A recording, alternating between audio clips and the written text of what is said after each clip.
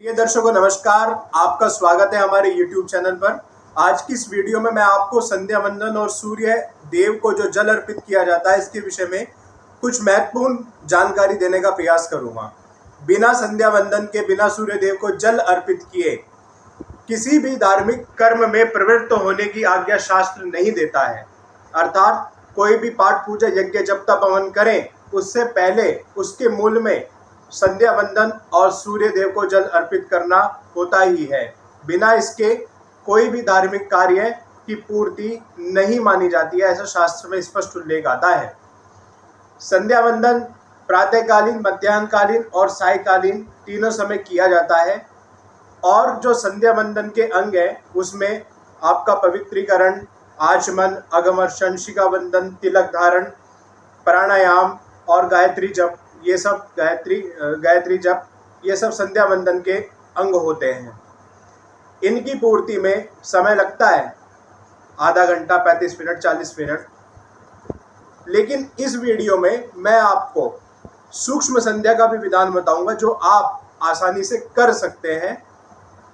इससे पहले मैं आपको वो विधि आपको बता दूं, यदि आप हमारे द्वारा ज्योतिष दिखवाना चाहते हैं या अच्छी श्रेणी के राशि रत्न खरीदना चाहते हैं तो आप हमसे सीधा संपर्क कर सकते हैं। फ़ोन नंबर आपको डिस्क्रिप्शन में मिल जाएगा।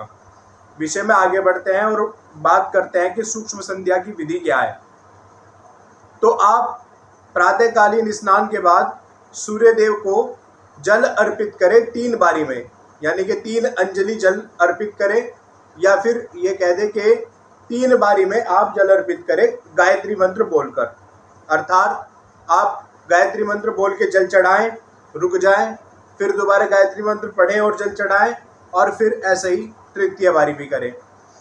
जब आप इस विधि से जल चढ़ा दें सूर्य देव को, फिर आप वहीं सूर्य देव की साक्षी में 108 बार या फिर कम से कम 10 बार गायत्री मंत्र का जप करके सूर्य भगवान को प्रणाम करें।